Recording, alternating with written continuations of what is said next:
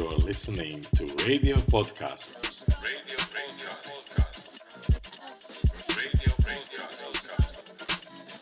21st Century Entrepreneurship.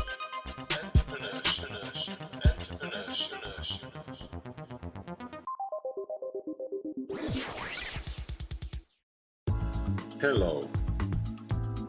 My name is Martin Piskoric, and I'm asking thought leaders, entrepreneurs, and executive coaches around the world simple questions about the leadership gap we are facing in the 21st century.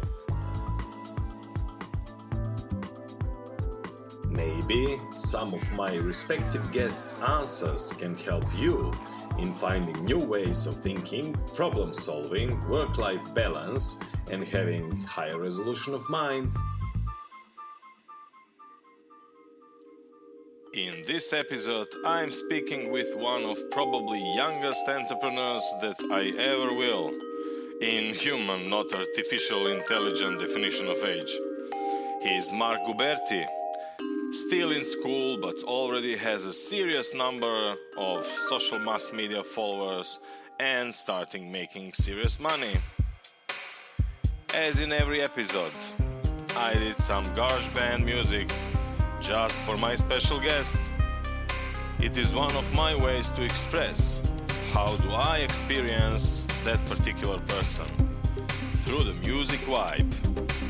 Let's listen what Mark thinks about our reality and future and what is his model of success. But first, few more seconds of music. Mark, this is specially for you, dear listeners. Hope you will like it as well.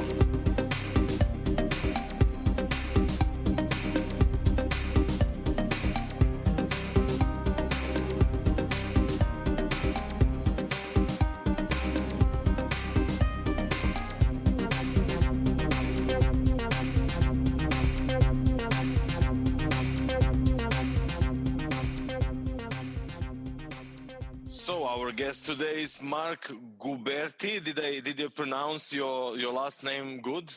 Yes. Is it an Italian one? Yes, it definitely is. So you know where Croatia is? We have the same sea. We have Adriatic Sea. It's between Italy and Croatia. Oh, I did not know that.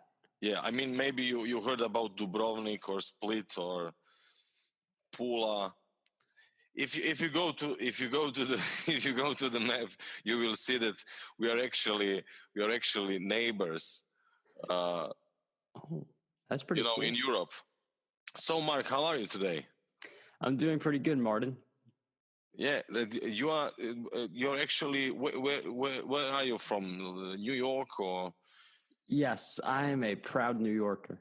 Oh, that's good. That's wonderful. So basically, you started blogging in New York, if I understood you well. Yeah, I started as an 11-year-old who blogged about the Boston Red Sox, and anyone who knows baseball knows that New York and Boston are a really bad mix. So I used this blog to connect with other Red Sox fans because I wasn't going to find that many in New York. We were like an endangered species in New York. So I used the blog to connect with people, and I realized that this is what I want to do.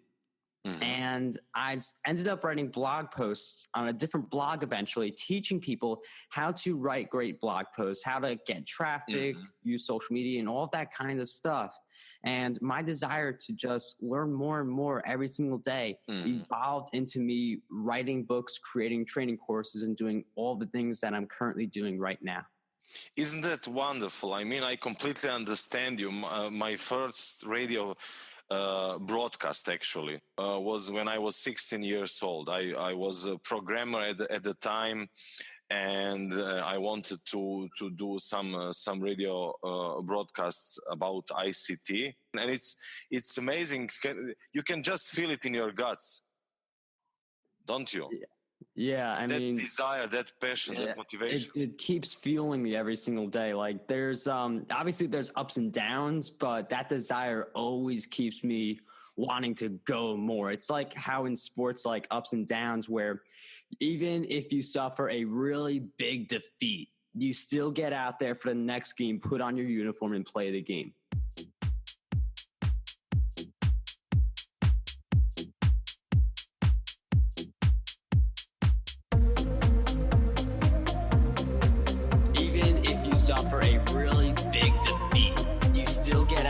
to the next game, put on your uniform, and play the game.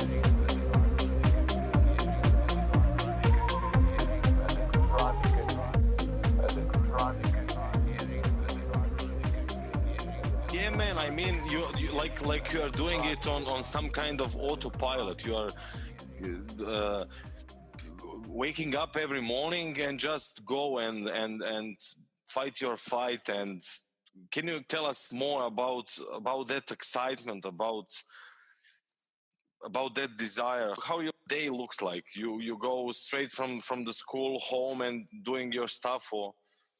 Yeah, that's basically it. Like, I like to have a social life as well. So when I wake up early because I have an early track cross country practice, depending on what season it is. Mm-hmm. And most of the time I'm at school, I'm interacting with friends there and doing that stuff. But when I come home, it is strictly business. Like, I really only watch 4 hours of TV a week max.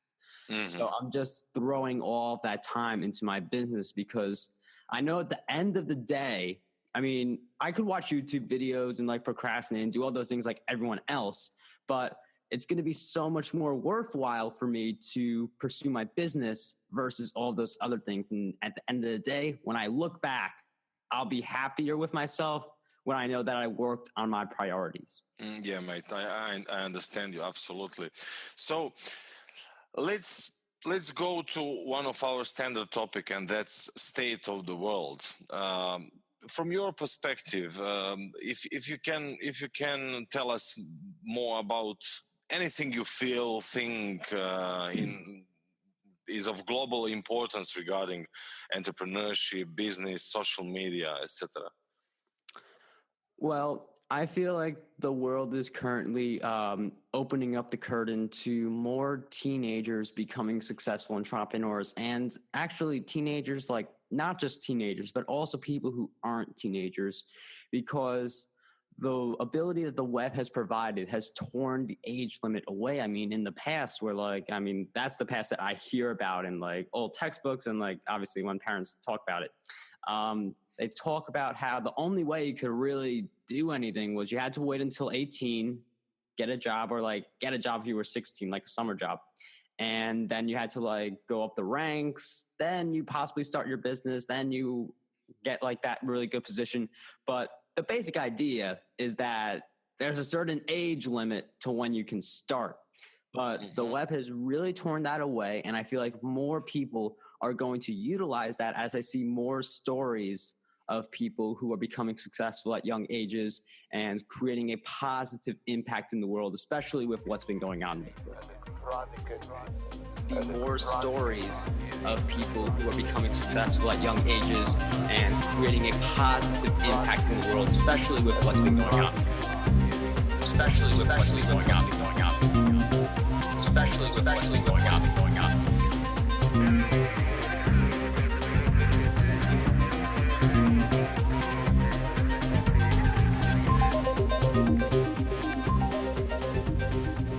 Yes, there's so many great opportunities with technology because, I mean, anyone with like just a few tweets and a lot of time committed could suddenly reach hundreds of thousands of people. Anyone. Mm-hmm. And you don't need so much technology. I feel like sometimes like we like to overuse, like we use too much technology. Like technology is great, but I feel like there's a point where people overextend. So like when they're like looking at their stats, like every other hour, in some cases, every other like 30 minutes. So I feel like that's when we get a bit excessive, but overall, I'm very happy with like all the great things that have been happening. Okay. So can you describe us your approach? Are you a people person, or what kind of person are you regarding your business? I consider myself a type of people person where you have questions, I'll answer them, and I want to make myself available to my audience and provide them with as much value as possible. So with every like person I decide to interview for a podcast or every blog post I write or every video, I always think, what kind of value could I be providing for my audience? I want everyone who watches my content or reads it to be one level higher than they were before they watched or read my content. So you are in interaction, in communication with all of them. Yeah, that's wonderful. What do you think the future of humanity will looks like in near future? Well, I think the future of humanity is that people have been getting more comfortable with creating movements and expressing their opinions. And I feel like teens are going to, and like when I say teens, like I also refer to people younger, they're going to realize that they have the ability to create a voice for themselves, and they're going to start creating a positive impact. Because I feel like regardless of people's opinions or where they come from, we all want positive change. We all want like humanity to progress. We all want like more happiness, peace, all those types of things. So I just feel like with more people knowing about the opportunities they have and the amplification power of social media and the online web, there's going to be more progress towards that area in the next 10 to 20 years. I want everyone who watches my content or reads it to be one level higher than they were before they watched or read my content. We all want more happiness, peace.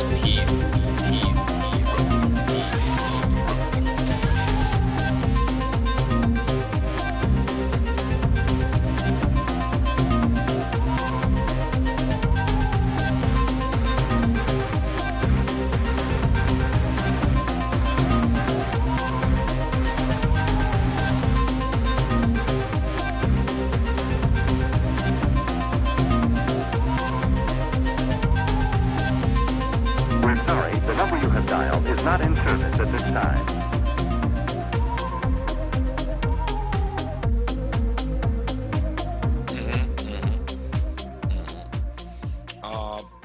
So, can you tell us more about your vision regarding our civilization in 10, 20 years, not only in technology, but in other aspects of living?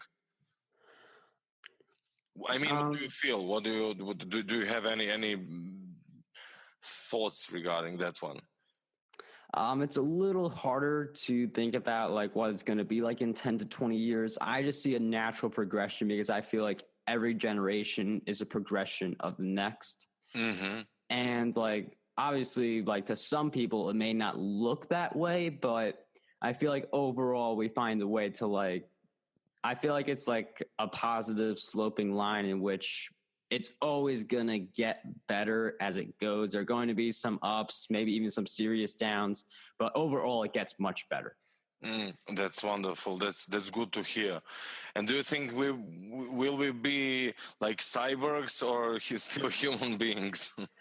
Oh, are you like, I mean, I know like Amazon's trying to do like grocery stores where it's just like not even people, like basically drones. Like I know like drones and robots are having a big play, but I feel like human interaction will always be necessary because I mean, I like when you go into the store, you actually meet and talk to a person. That's what in part makes a brand a brand. So my take on it is it's not just about skill anymore, because I feel like there are machines and drones that could do like basically the same stuff as us. It's more about relationships that you have, not just between you and the boss, but between you and the customer. So it's a matter of how much do people like you and how much do they look up to you as a role model, because a drone cannot produce, or a robot cannot produce that same effect. Yeah. Yeah. And I mean, communication is transformation after all. Yeah. Your area of expertise, my friend, how can you describe it? Well, my area of expertise revolves around digital marketing and mastering your life with high productivity. So a lot of people know me for the digital marketing side, productivity side as well. But basically, the digital marketing side is how can I use all the social networks to build my audience, and how can I lead people to my blog, grow my email list, and have a successful brand. The productivity part is how do I get all of these goals accomplished faster, and how do I set bigger goals and get them done in the same period of time. Mm. And what are users' problems usually? Challenges you are aware of based on your experiences? Well, the challenges a lot of people face regarding digital marketing is that they have this idea, but they don't know how to get the message out to a large audience. So I tell people how they can create that large audience and how they can turn this brand into a full-time thing so they could like start their own business full-time instead of like the person who has a job and is like doing this little thing on the side. For the productivity, I feel like everyone's problem with that is utilizing their time most effectively. I mean, even I have that problem. It's like no matter how productive you are thirsty for ways to become more productive. And the more you like get into that mindset of being as productive as possible, the more you want to know about how much more productive you can be.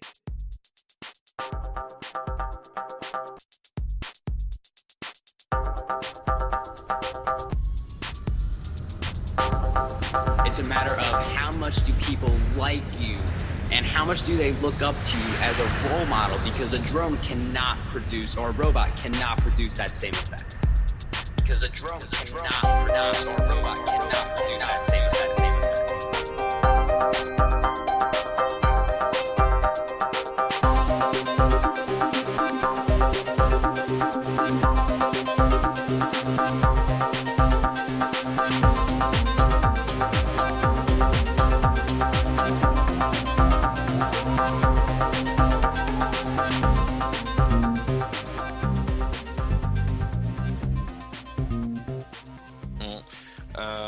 Speaking about user problems that your service has solutions for, do you have any success story that you can share with us?